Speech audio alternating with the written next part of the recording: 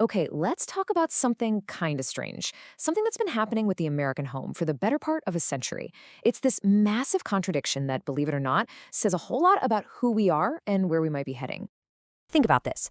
Back in the 1950s, the average American family was bigger, right? But they were living in houses that, by our standards today, were pretty small. Now, fast forward to today, and it's the complete opposite. It's the central paradox of American life for the last 70 years. Our families got smaller, but our houses got way, way bigger. So, how on earth did that happen? How did we end up with more rooms than we have people to fill them? Well, to figure that out, we've got to unravel this whole story about our economy, our culture, and what the American dream even means anymore. All right, let's tackle the first half of this paradox head on, the incredible, almost unbelievable expansion of the American home. After World War II, the size of a typical new house didn't just creep up, it absolutely exploded. We're talking more than doubling in size over 65 years. It just kept climbing and climbing decade after decade until it finally hit its peak around 2015. And this quote right here, it just nails it. There was this fundamental shift in how we thought about our homes. It wasn't just about having a roof over your head anymore. Your house became a symbol of your success, a personal fortress, designed to be the hub for every single part of your life, from your job to your movie nights. So, what was driving all this? Well, it was a perfect storm of things. You had that classic American bigger is better attitude, a leftover from all that post war optimism. But there were new practical things too. With more people working from home, you needed a home office. And this idea took root that every single kid needed their own room. I mean, think about how normal that seems to us today, but for most of history, that was a luxury that almost no one could even dream of. Okay, but that's just one side of the coin. Because while our houses were getting bigger and bigger, two huge social shifts were happening at the exact same time, pulling in the complete opposite direction. First off, the American family itself was shrinking. I mean, consistently shrinking. It went from an average of about 3.7 people back in 1940 all the way down to just 2.5 by 2022. That's the smallest it's been in over 80 years. And second, we had a revolution in the workplace. Millions of women, especially moms, started entering the paid workforce.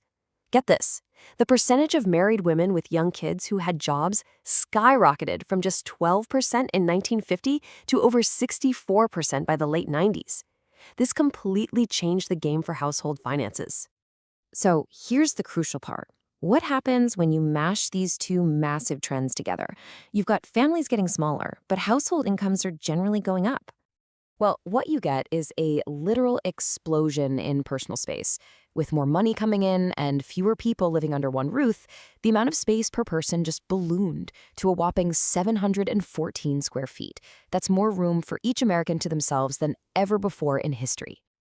And this really shows you just how unique the American experience is. You compare us to other advanced countries like the UK, and our homes have vastly more personal space. It's this international anomaly that somehow became the American norm. Okay, so that's the 70-year story. But now, let's fast forward to today, because that long-running trend of getting bigger and bigger, well, it's hitting a wall. Hard. Yep, since 2015, the growth didn't just stop, it actually reversed. For the first time in generations, the American home is getting smaller. And it's not because everyone suddenly decided to become a minimalist. It's because of a cold, hard change in price. And you've got to look closely at the numbers here, because there's a key difference. The brand new houses being built are still pretty big, they're catering to that premium market. But the median home that most people are actually buying is significantly smaller, and that shows you the reality for the average person. The reason for all this? It boils down to one simple, brutal word: affordability. The gap between home prices and what people actually earn has gotten huge.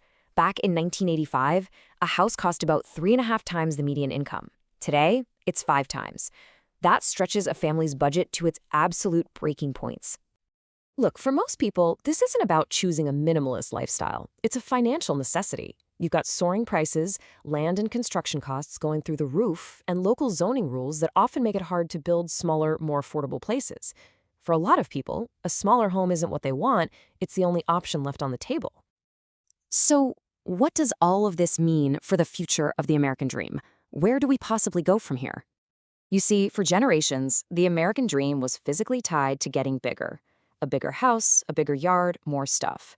But that whole dream, it was a product of a very specific economic time. And today, that dream is being fundamentally reshaped and frankly resized by a totally new economic reality. And that leaves us with the big question, right? For 70 years, the motto was bigger is better. Is that era now officially over for good? This tension, this battle between our deep cultural desire for more space and the harsh economic reality of today, that is what's going to define the American home for the next generation.